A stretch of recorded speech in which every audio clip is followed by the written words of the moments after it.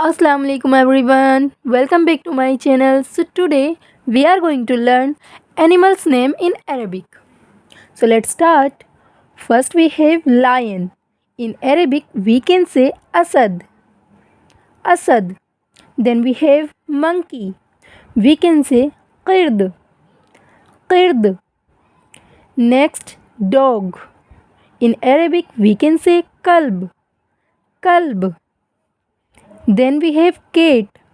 In Arabic, we can say qittah, qittah. Then we have horse.